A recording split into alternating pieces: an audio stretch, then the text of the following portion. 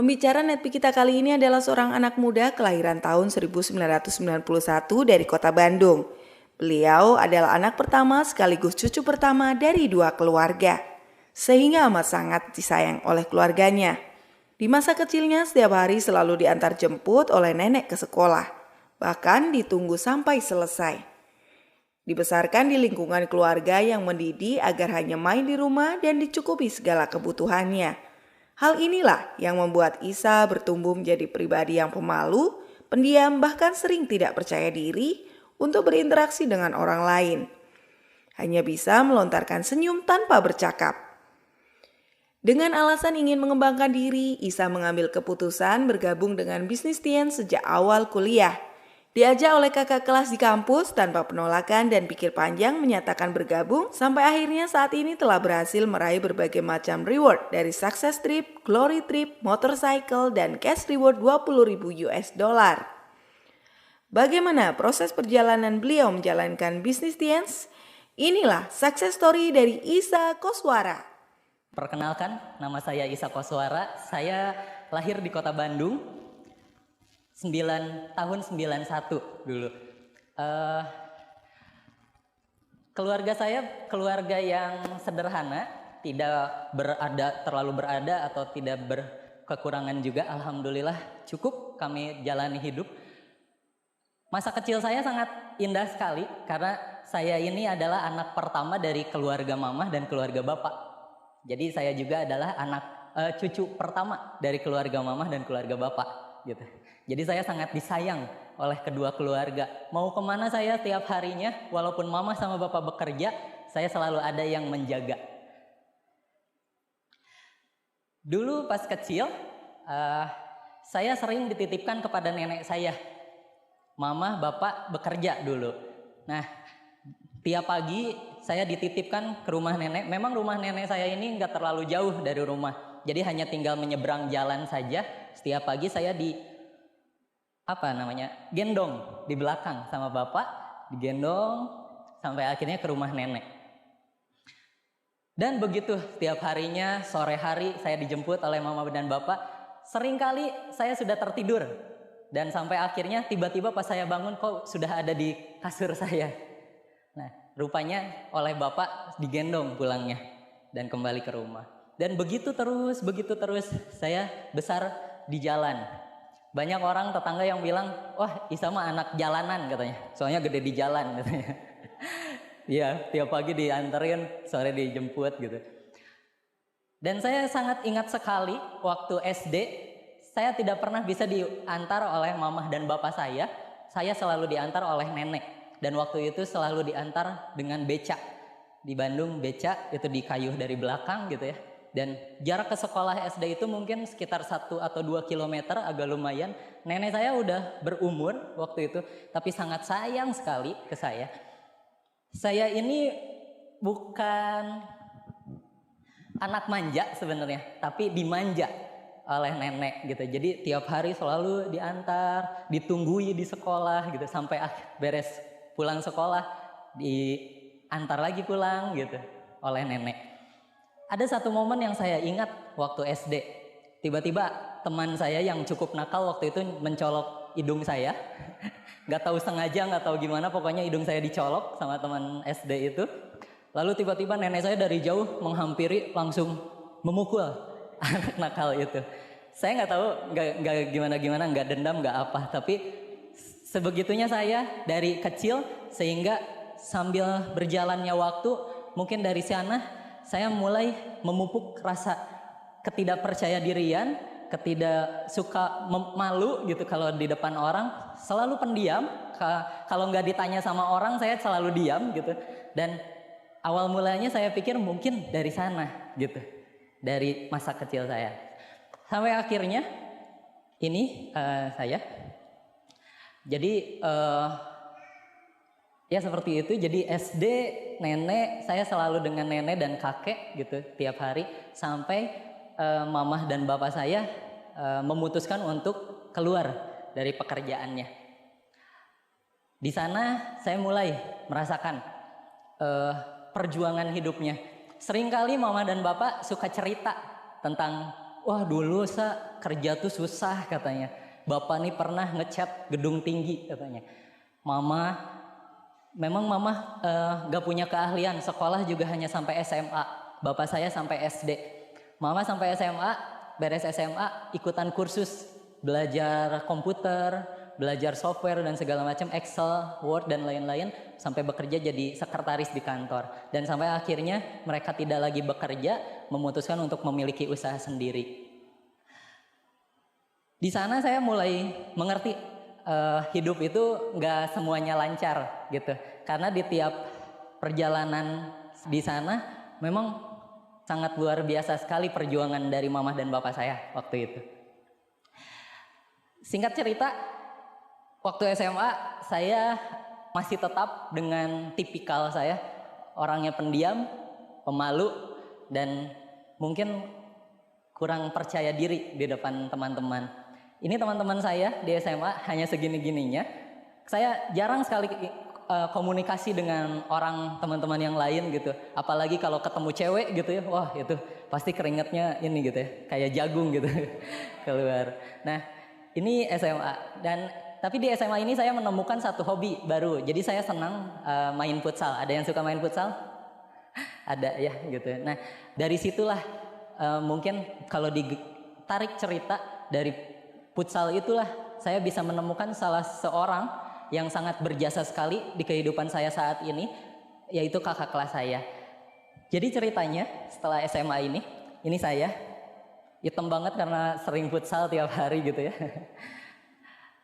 Jadi ceritanya setelah futsal saya lulus SMA, waktu itu masuk ke kampus salah satu perguruan tinggi swasta di kota Bandung. Ini saya dulu beres dibotakin di ospek gitu ya di Bandung.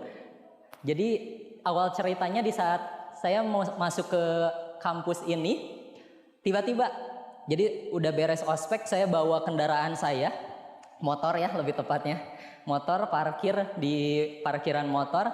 Tiba-tiba dari kejauhan ada seseorang yang manggil ke saya, katanya gini, "Sa," katanya. Lalu saya karena baru beres parkirin motor, saya lihat kurang jelas juga, ya kata saya. Namun tiba-tiba dia menghampiri saya, dan seperti biasanya orang-orang yang kalau lama nggak ketemu ngapain sih? Tukeran nomor, ngobrol-ngobrol gitu. Nah waktu itu saya nggak ada curiga apa-apa, saya kasih nomor saya ke kakak kelas saya, kebetulan memang kenal dari dulu. Ternyata besoknya itu beliau nelpon ke saya, "Sa, nanti sore udah ada acara belum?" katanya. Belum. Kenapa gitu Kang? Kata saya. "Oh ini Sa, kebetulan banget." Nah ini biasa orang-orang distributor Tiansi kan kayak gitu ya, kebetulan terus saya. Saya nggak tahu kalau kakak kelas saya ini jalanin bisnis ini, tapi waktu itu karena kakak kelas, saya nurut-nurut aja gitu, takut kan kalau nolak gitu ya. Ya udah Kang, nanti sore di mana? Nah, ketemuan ngobrol-ngobrol tentang peluang usaha bisnis ini. Memang saya orangnya penurut gitu ya. Ini kakak kelas, Sa, kebetulan lagi gitu, nanti malam ada acara OP tiap minggu gitu biasanya. Itu malam hari waktu itu kebetulannya gitu. Kebetulan gitu ya. Nah, waktu itu oke, ya udah cuman bayar 20.000 katanya. Ya udah, saya ikut gitu. Nah, di acara OP inilah waktu itu saya menemukan satu titik magic moment mungkin ya yang saya kenal sekarang. Saya waktu itu nggak tahu apa-apa, nggak punya pengalaman bisnis apapun juga. Saya cuman saat SMA pernah jualan pulsa gitu. Ada mungkin yang jualan pulsa ya? Ada ya mungkin. Alhamdulillah saya jualan pulsa sukses ditutup gitu ya. Ya.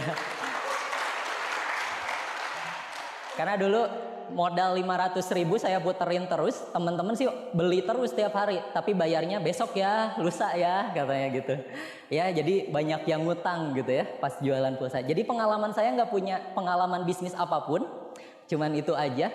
Tapi melalui bisnis ini, di saat OP, saya duduk sama seperti teman-teman di tengah gitu. Saya ngelihat di depan panggung, di atas panggung, itu ada orang yang berani banget ngomong di depan banyak orang seperti ini.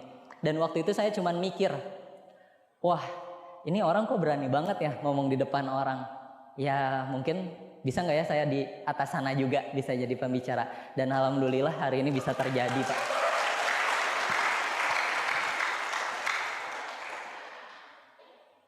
Teman-teman, Bapak Ibu semua, waktu itu saya memulai bisnis ini hanya dengan sebuah keputusan kecil. Dan saya juga yakin teman-teman Bapak Ibu semua datang ke pertemuan Vision Seminar hari ini, mungkin tadinya udah nggak akan datang gitu ya.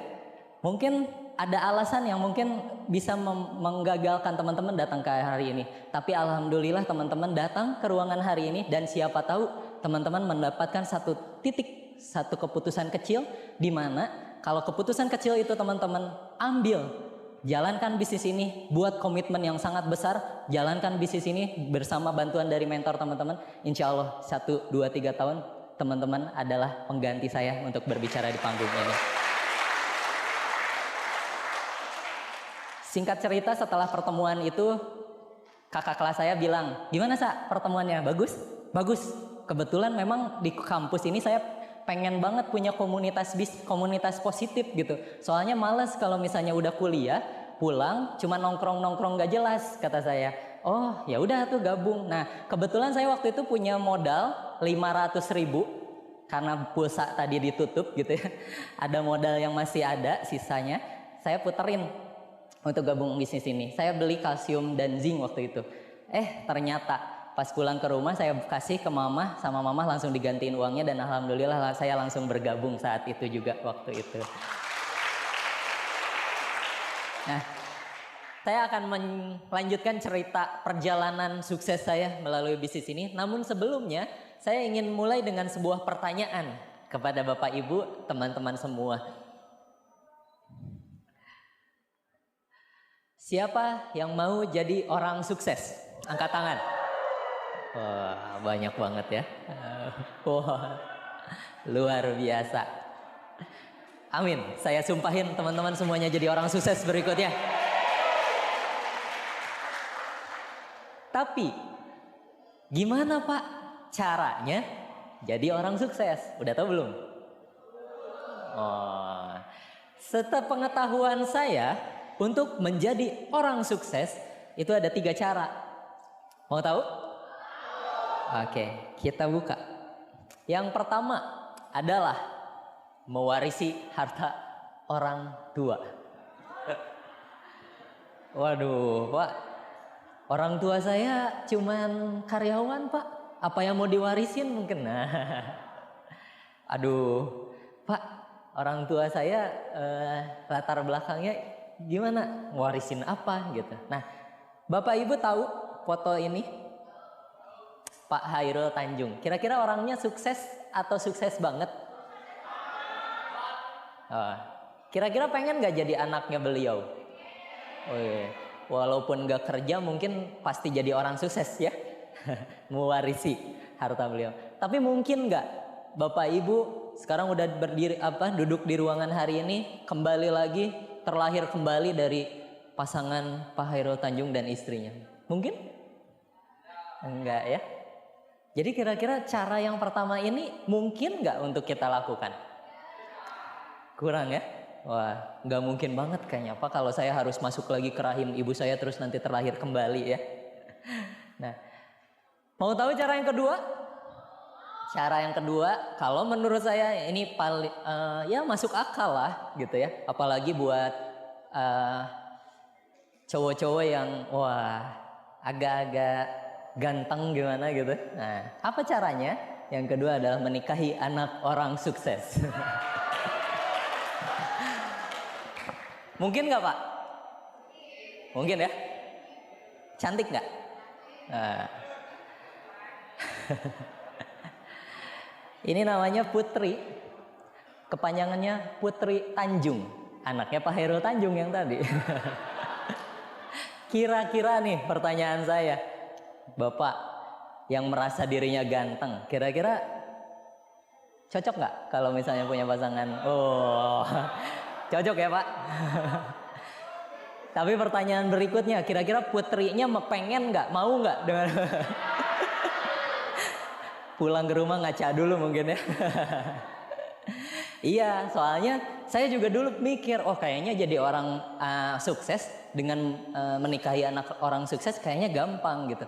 Tapi saya juga mikir gitu ya, saya masih mahasiswa dulu saat memulai bisnis ini, tongkrongan saya sama mereka cewek-cewek yang anak orang kaya ini beda gitu.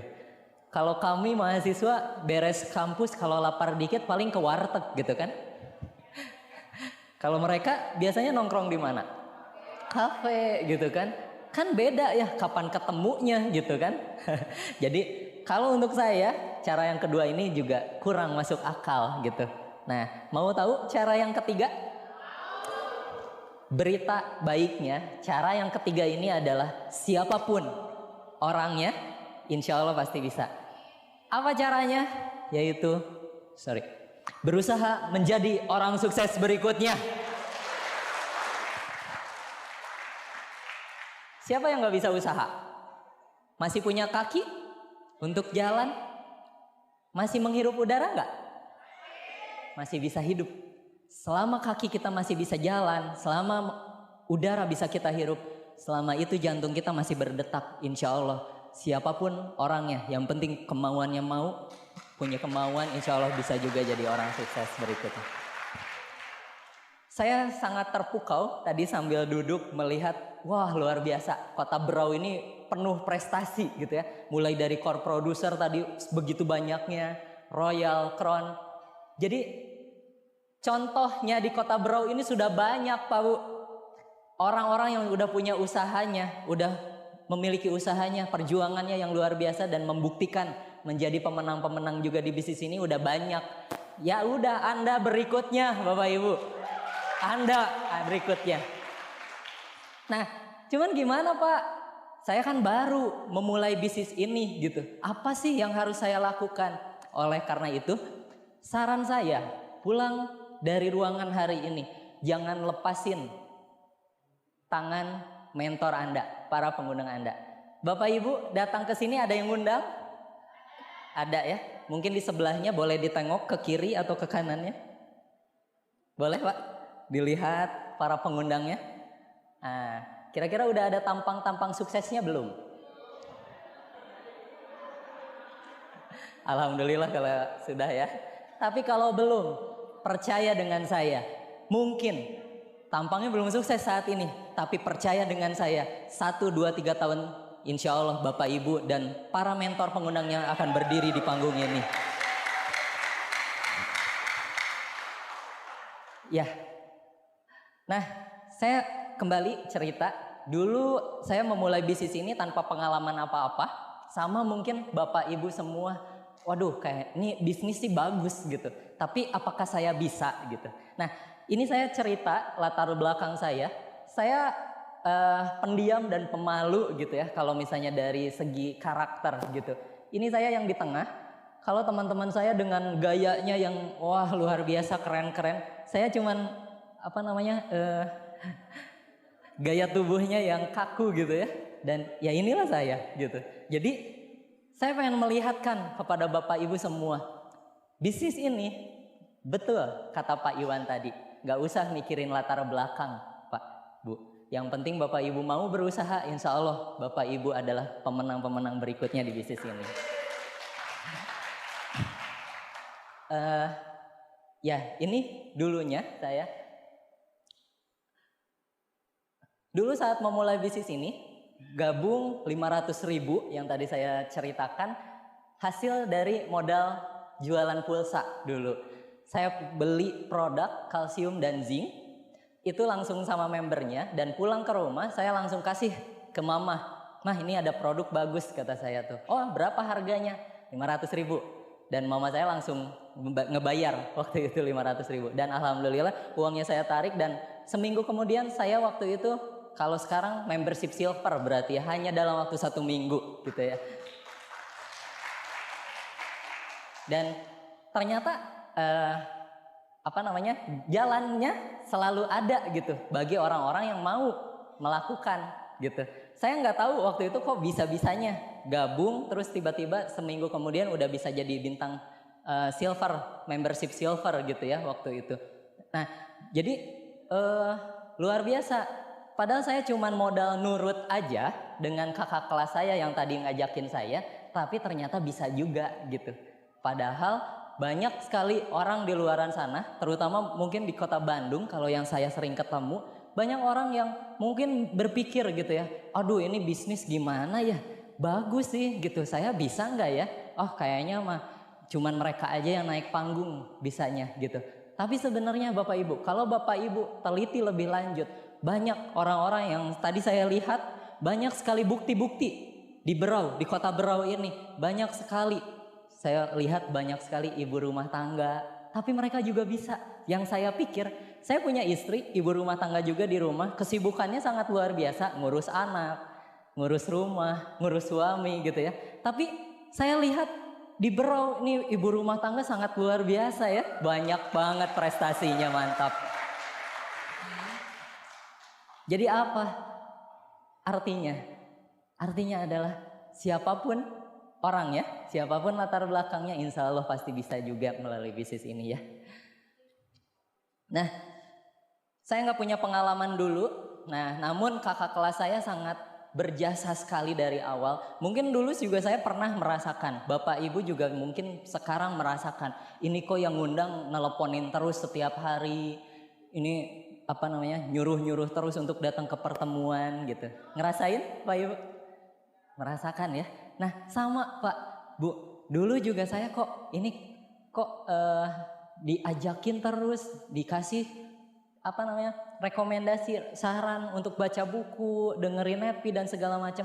Ini ngapain sih gitu ya? Ada dulu perasaan seperti itu. Tapi sampai saat saya jalankan bisnis ini, saya baru mengerti. Dan waktu itu saya modal nurut dengan kakak kelas saya tadi. Ini direkomendasi dengan satu buku, namanya The Cash Flow Quadrant. Ada yang udah pernah baca? Bagus untuk yang udah pernah baca. Untuk yang belum, saya sangat sarankan untuk Bapak Ibu membaca. Buku ini bukan buku tentang di Tianxi atau di One Vision. Buku ini sangat bagus, pengarangnya Robert Kiyosaki. Di buku ini saya mulai terbuka mindsetnya gitu. Yang dulu saya kuliah jurusan akuntansi di kota Bandung. Nah, saya dulu punya impian beres kuliah di wisuda lulus itu pengen jadi akuntan publik. Nah, tapi setelah baca buku ini dan saya melihat contohnya langsung, ada dosen saya, dia mengajar di kampus, tapi dia juga punya kantor akuntan publik sendiri. Ini dosen jarang banget masuk ke kelas gitu, jadi lebih sibuk di kantornya gitu. Saya mikir, oh mungkin dosen tersebut ini masih ada di kuadran sebelah kiri, yang mereka bekerja hanya untuk uang. Nah, disitulah saya baru ngerti, oh lebih enak di kuadran kanan ya ternyata. Kalau di kuadran kanan itu bisa punya kebebasan dari segi uang, dari segi waktu, dari segi pikiran. Nah, sampai akhirnya saya baca lagi buku ini. Di halaman ke-50-an, waktu itu saya menemukan sebuah cerita yang sangat menarik sekali dan membuka mindset saya waktu itu. Saya nggak ngerti apa-apa tentang bisnis ini, cuman saya mengerti kenapa harus menjalankan bisnis dibandingkan kerja di luaran gitu. Dari cerita ini saya terinspirasi. Jadi ada cerita tentang Pippo dan Embro. Pippo dan Embro ini adalah dua orang di satu desa yang masih muda dan mereka lagi mencari peluang usaha.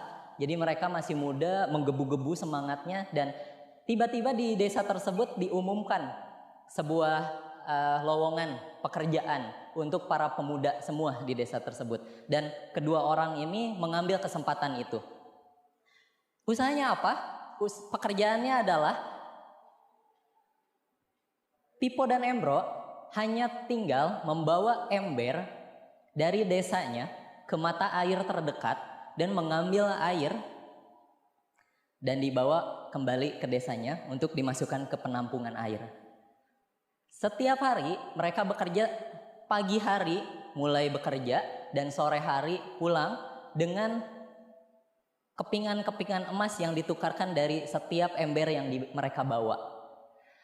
Berjalan waktu gitu.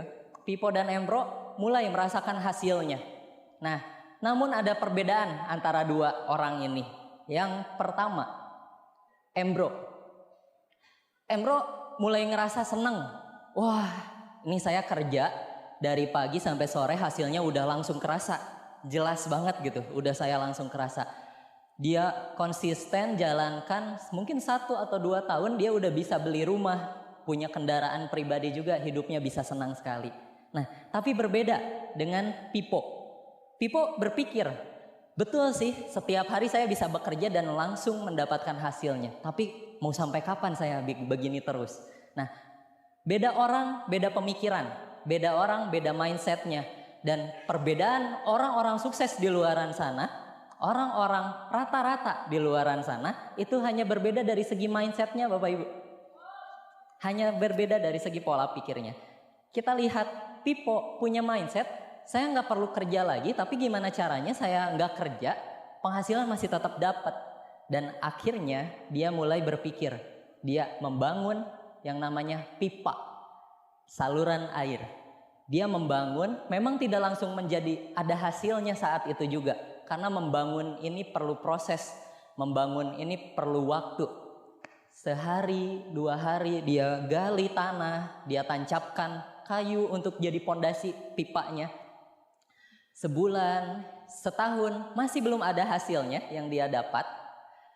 Tapi akhirnya di saat pipanya sudah jadi dari mata air ke desa tersebut dan air dialirkan, setiap aliran air walaupun Pipo tidak bekerja lagi di sana, dia akan terus mendapatkan penghasilan dari sana.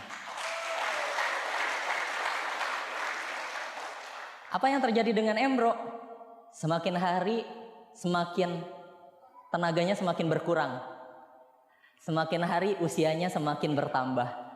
Yang dulunya bisa bawa ember 2 besar-besar, tapi karena usia, tapi karena tenaga, apa yang terjadi? Mungkin sering kena sakitan, mungkin sudah tidak sanggup lagi untuk bekerja, tapi penghasilan tidak ada. Karena dia berpikir untuk dapat penghasilan harus terus bekerja. Nah, jadi pertanyaannya Bapak Ibu semua, mau pilih menjadi Pipo atau Embro? Setuju sama saya kalau teman-teman Bapak Ibu semua pilih Pipo, bisnis ini adalah jawaban yang paling tepat untuk teman-teman membangun saluran pipa untuk mengalirkan penghasilan terus-terus dari bisnis ini. Sana saya baca bukunya nanti. Nah, saya jadi kepikiran, Bapak Ibu kalau pernah datang ke OP atau dipresentasi oleh para pengundangnya tentang paradigma kerja. Oh, ternyata saya baru ngerti. Ternyata cerita Pipo Embro itu yang dijelasin di sini. Ada orang paradigma umum, mereka bekerja untuk penghasilan. Tapi ada juga orang-orang sukses yang mereka bekerja untuk bangun yang namanya aset.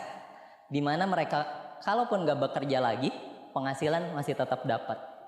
Nah, baru ngerti kenapa ada buku Cash Flow Quadrant dan ada penjelasan gini gitu. Ternyata ini esensinya. Nah, tapi Pak, aset ini apa? Nah, contohnya itu seperti tadi. Seperti saluran pipa yang dibangun, butuh waktu, butuh proses. Tapi di saat asetnya sudah jadi, sudah bisa kuat dan berkembang terus, insya Allah uang, waktu, pikiran bukan jadi lagi masalah untuk kita melalui bisnis ini. Pertanyaannya lagi Pak, aset itu apa? Kalau Pak saluran pipa ya mungkin gampang kita bangun, tapi kita harus bikin saluran pipa juga gitu. Nah, enggak ya gitu. Saya nggak akan ngajakin kerja bakti ya kepada Bapak Ibu semua.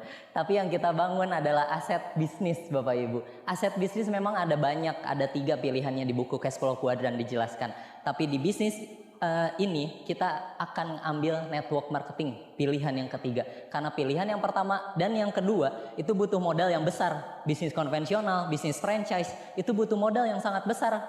Kira-kira kalau modal besar resikonya gimana?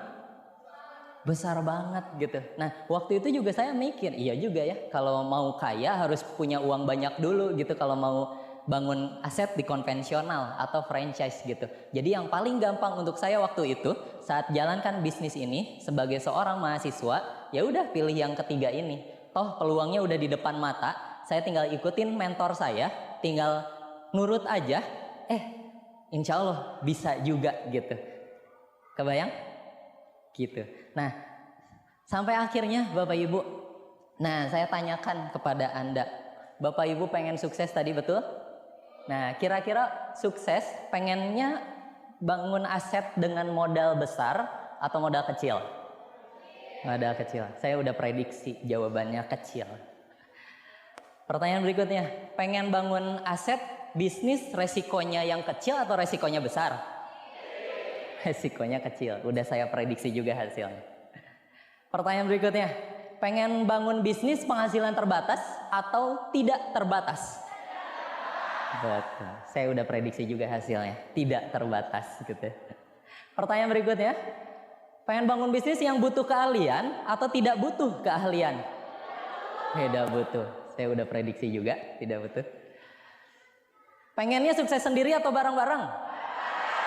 Bareng-bareng. Saya udah prediksi juga. Pengen suksesnya cepat atau lambat? Oh, udah saya prediksi hasilnya. Pertanyaan terakhir, pengen bisnis yang belajarnya sendirian atau ada yang ngajarin sampai sukses? Udah saya prediksi, ada yang ngajarin. Dan jawabannya adalah bisnis ini, bisnis Tiansi Network Marketing, Bapak Ibu. Iya, gitu. Dari bisnis ini kita bisa bangun aset. Di saat aset kita mulai bertumbuh, mulai kuat, mulai berkembang, insya Allah uang, waktu, pikiran udah nggak akan jadi masalah lagi, Bapak Ibu. Tapi memang ada prosesnya yang harus dilaluin. Jalanin bisnis ini itu kayak naik gunung. Ada yang pernah naik gunung? Saya belum pernah, tapi setahu saya kalau naik gunung capek nggak? Pasti capek. Dan di saat naik gunung itu perlu bawa ransel yang besar nggak untuk perbekalan? Pasti perlu, betul? Nah, kira-kira capeknya bisa dialihkan nggak ke teman kita yang bareng-bareng sama kita jalannya? Enggak, harus kita yang jalan. Sampai akhirnya, sampai di puncak gunung, kira-kira capeknya masih kerasa nggak? Nah, bisnis ini mirip seperti itu. Bisnis ini udah punya puncak-puncaknya Bapak Ibu. Bintang 8, Bronze Lion, Above Silver Lion, Gold Lion, Diamond, Director, Executive Director. Puncak-puncaknya udah disediakan. Yang penting apa? Yang penting kita punya perbekalan yang disiapkan oleh One Vision. Kita punya perbekalan, kita pegang pengundang kita untuk bisa jalan sama-sama. Jalan terus, jalan terus, jalan terus, sampai puncak gak? Oke, di jalan mungkin capek. Pasti? Bisa istirahat dulu bentar? Bisa minum dulu bentar? Tapi selama jalan terus, udah istirahat, udah minum, jalan lagi. Sampai nyampe puncak nggak? Pasti. Dan bisnis ini seperti itu Bapak Ibu.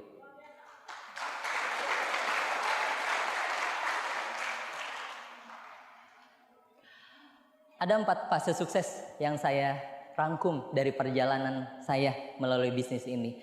Pertama, di saat saya mulai bergabung, waktu itu saya punya klik kecil. Saya pengen seperti orang yang bisa berbicara di depan banyak orang, punya bisnis yang besar. Di saat itu saya mulai belajar gimana caranya untuk bisa jadi orang-orang sukses berikutnya. Dan saat itu mulai lakukan prosesnya, sampai akhirnya saya menemukan bersyukur. Dan ini perjalanan saya. Dari awal saya selalu pegang erat kakak kelas saya. Mohon aplaus untuk God Lion Indonesia Pak Dimas Arimukti. Apapun yang beliau sampaikan, Sa, buat daftar nama, Sa, bikin dream book, Sa, buat janji, Sa, presentasi. Oke. Saya lakukan apapun yang dia bilang. Saya tinggal nurut aja apa kata dia, dan jalannya seperti tadi. Jalan. Nyampe nggak puncaknya? Dan serunya di bisnis ini, kita naik gunung nggak sendirian Bapak Ibu. Tapi kita di sini bisa rame-rame, sukses bersama-sama dengan para pengundang kita, para upline kita.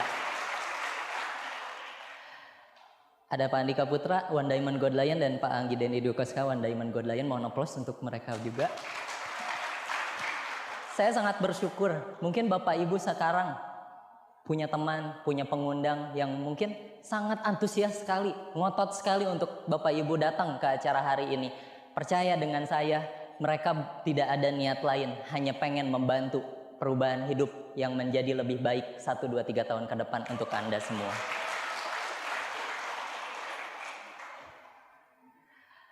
Alhamdulillah, mulai prosesnya dijalanin dan mulai banyak hal yang bisa saya syukurin. Bukan sekedar materi, bukan sekedar jalan-jalannya. Jalan-jalan oke, kita bisa dapat fotonya, senang bareng. Tapi perjuangan menuju itu yang bisa kita sangat syukurin Bapak Ibu. Dan kita bisa sama-sama sukses bareng-bareng dengan para pengundang kita, dengan para grup kita juga. Ini di Nice, Prancis 2015. Banyak hal yang saya alami di saat prosesnya. Saya dulu masih ingat pertama kali dikasih kepercayaan oleh Pak Dimas untuk presentasi sendiri, untuk follow up sendiri. Waktu itu saya hujan deras, sangat gitu, hujan deras di kota Bandung. Waktu itu Pak Dimas bilang, saya tanya ke Pak Dimas, Pak, ini saya punya prospek, bagus orangnya, kira-kira gimana ya? Udah datangin aja ke rumahnya. Waktu itu hujan deras, ya udah saya nurut dengan beliau, saya pakai jas hujan saya, naik ke atas motor, langsung sampai ke rumahnya. Jaraknya mungkin ya 30 sampai 45 menit. Tapi di dekat rumahnya, sebelum saya masuk ke rumahnya itu, ada jalan yang banjir sekali. Saya masih ingat sekali, saya ngikut jalanin motor saya sampai akhirnya tiba-tiba di sebelah rumah itu ada bapak-bapak keluar dengan bahasa kotor, bahasa kasarnya. Dia bilang, jadi kalau misalnya saya jalan itu motor, ada air yang bisa masuk ke rumahnya. Jadi merugikan bapak itu. Saya dimarahin habis-habisan sampai akhirnya motor saya putar balik dan saya parkir di pos satpam. Banjir-banjiran saya masuk ke dalam rumahnya, memang menggigil banget, waktu itu dingin sekali, tapi alhamdulillah diterima dengan baik, namun tidak bergabung. Penolakan yang saya alami. Ya waktu itu kurang lebih seperti ini gitu ya. Ya, penolakan sudah pasti terjadi di bisnis ini Bapak Ibu. Bapak Ibu ambil keputusan jalankan bisnis ini, insya Allah udah pasti kena tolak gitu ya. Dan apa yang harus dilakukan? Alhamdulillah saya punya kelebihan, saya bisa tetap tersenyum walaupun apapun itu. Dan siapa tahu bisa jadi inspirasi juga mungkin Bapak Ibu. Penolakan udah pasti terjadi, tinggal lakukan saja gitu. Apapun penolakannya yang Bapak Ibu terima, yang penting bukan penolakannya, tapi yang penting sikap kita terhadap penolakan itu. Di saat kita punya sikap yang positif, tetap tersenyum, insya Allah penolakan-penolakan itu tidak akan sia-sia, tapi akan menjadi hasil yang berkah sekali untuk Bapak Ibu semua.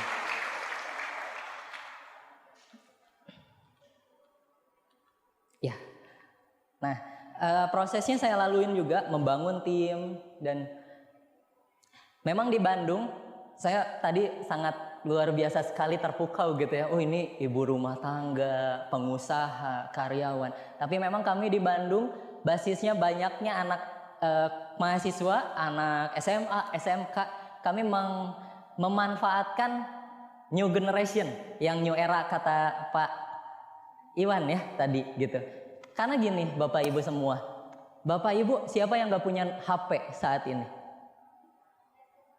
Ada semua gitu. Dan kalau misalnya pulang dari sekarang dimanapun, tanya deh ada nggak orang yang nggak punya HP?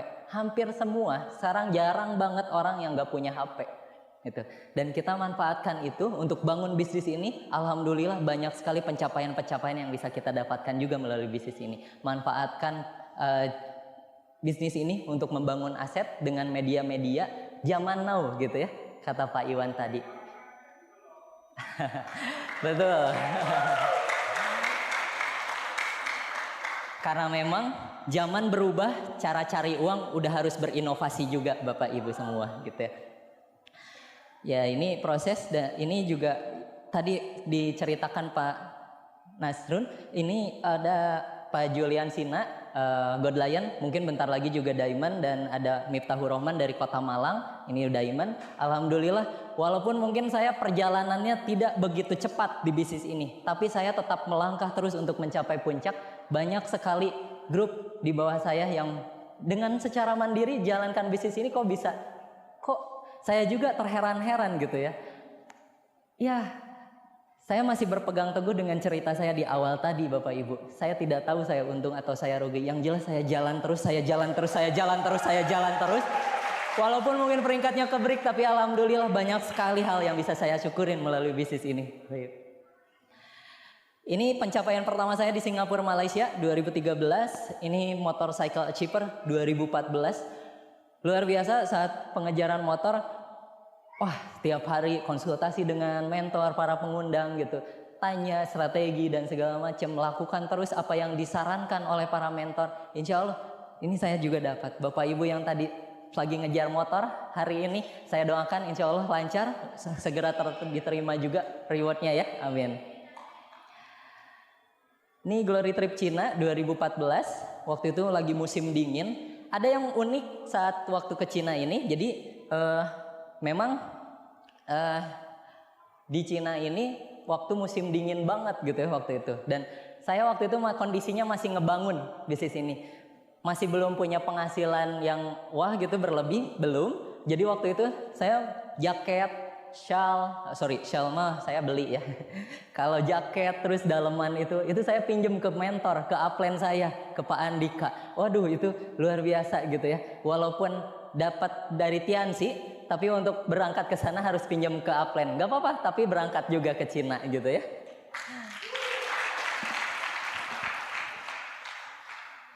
Dan di 2015 ada Glory Trip Nice, Prancis 2015. Ini saya bersama Pak Dimas dengan Bu Revina, istri beliau, jadi kambing conge gitu ya. Ternyata nggak enak jadi kambing conge itu ya. Apalagi jalan-jalan di luar negeri gitu. Nah, alhamdulillah kemarin di Nice Prancis ini kita memecahkan rekor juga gitu di Nice pantai gitu. Dan ini orang semua ya, Bapak Ibu. Kita memecahkan Guinness of Record. Dan Tiansi bukan cuma di kota Berau saja Bapak Ibu. Tiansi bukan di kota Bandung saja. Tiansi bukan di Indonesia saja. Tapi Tiansi around the world. Banyak sekali distributor Tiansi di dunia berkumpul bersama-sama di sini. Dan di sini saya ngelihat buktinya. Wah, luar biasa perusahaan ini. Sangat besar sekali. Jadi tanpa ada alasan apapun ya udah tinggal jalanin aja. Melangkah terus. Insya Allah kita juga bisa menjadi pemenang-pemenang berikutnya. Ini Glory Trip India 2017. Udah mirip Sahrukan belum? Nggak tahu kenapa ke India jadi lebih gelap lagi kulitnya ya. Waktu itu vitalinnya lagi inden soalnya. Ini bagus ya pas India ini. Dan alhamdulillah dulunya cuman kambing conge, kemarin ke Korea Selatan bisa ajak istri dan anak juga ke DHO Korea. Saya nggak tahu kenapa di perjalanan mengejar Korea ini, waktu itu istri lagi seneng-senengnya nonton drama Korea. Saya lagi nggak ada jadwal, ya udah nemenin istri di rumah gitu ya. Nonton, kayaknya seru juga ya ke Korea. Alhamdulillah dapat juga dari One Vision. Insya Allah Bapak Ibu selanjutnya.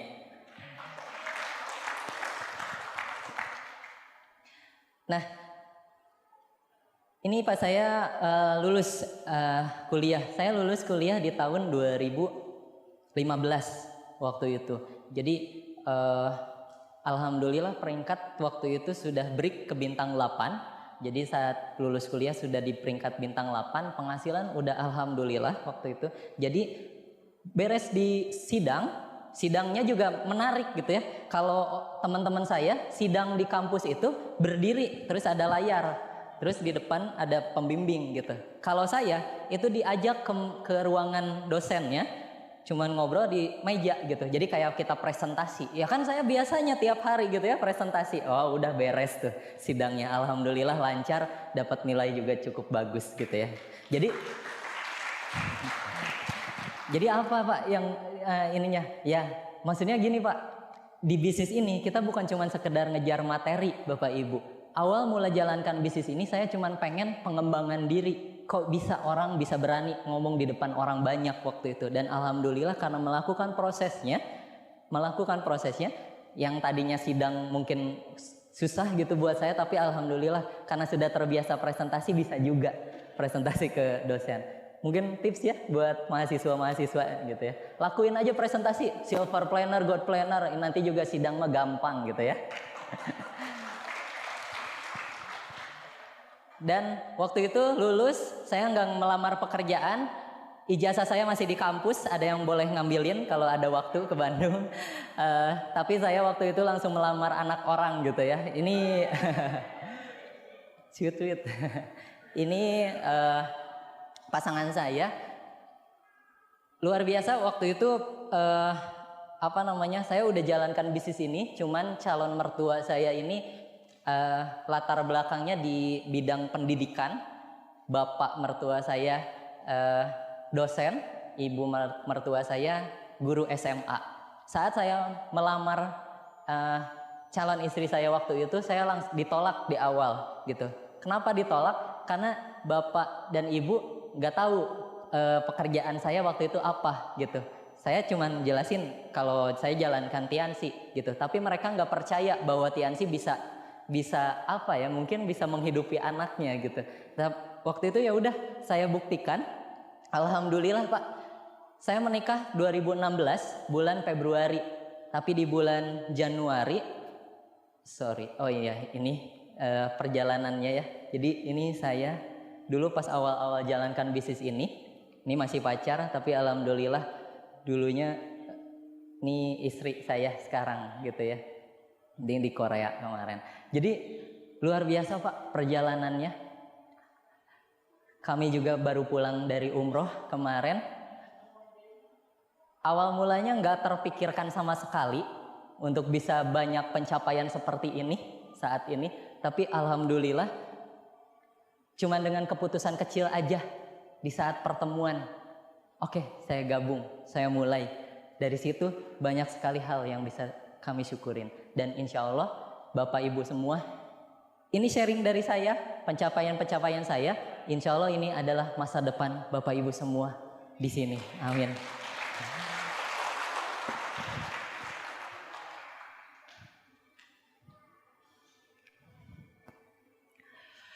Saya tadi pengen cerita, saya nikah Februari 2016. Dan waktu itu saya nggak tahu kenapa, nggak tahu jalannya dari mana. Yang pasti tahun 2015 saya pengen ngebuktiin ke bapak mertua dan ibu mertua saya bahwa saya insya Allah bisa ngehidupin calon istri saya nanti ke depannya. Waktu itu saya cuma modal dream aja. Modal terpenting di bisnis ini adalah impian dan sikap. Saya modal impian waktu itu tempel pas Pak Dimas dapat luxury car di tahun 2014.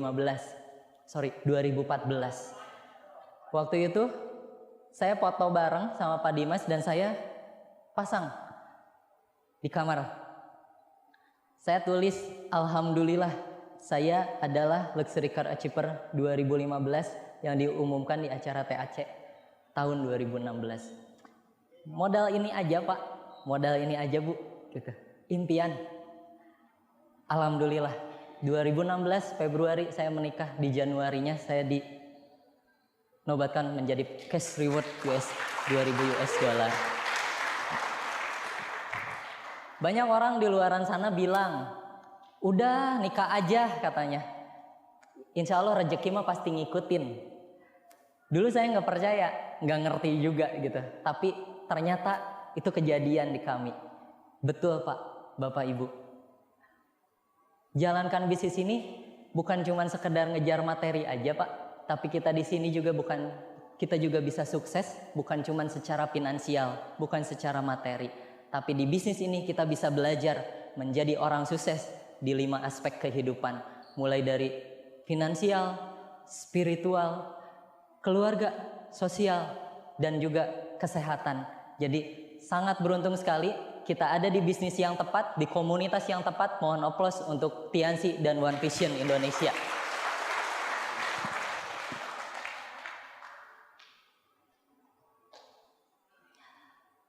Ini waktu itu transferan dari Tiansinya. Saya nggak nyebutin angkanya, mungkin bisa dilihat. Tapi memang ini yang saya pengen lihatkan kepada Bapak Ibu semua. Semuanya real di bisnis ini Bapak Ibu. Mungkin keputusan kecil Bapak Ibu nggak ada apa-apanya di awal, tapi betul bisnis ini bukan cuma sekedar omong doang, tapi bisnis ini membuktikan, banyak orang yang telah membuktikan, dan insya Allah Bapak Ibulah yang berikutnya. Saya dulu tinggal dengan orang tua, rumah kami masih di dalam gang. Masuk gang, jalannya kecil, cuman bisa masuk motor. Melalui bisnis Tiansi, saya dapat reward, harusnya dibelikan mobil waktu itu. Tapi saya putuskan untuk bisa bangun rumah. Alhamdulillah keluarga kami sekarang masih keluarga kecil, tapi kami bisa menikmati apa jerih payah usaha perjuangan kami di saat dari awal menjalankan bisnis ini sampai sekarang gitu. Dan inilah masa depannya Pak Ibu, insya Allah Bapak Ibu berikutnya.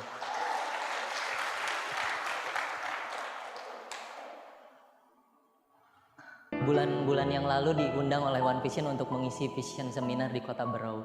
Karena waktu itu ada pengumuman bahwa Mama dan Bapak dipanggil dan bertanya, Arthur, apa yang menjadi kunci sukses Anda bisa mendapatkan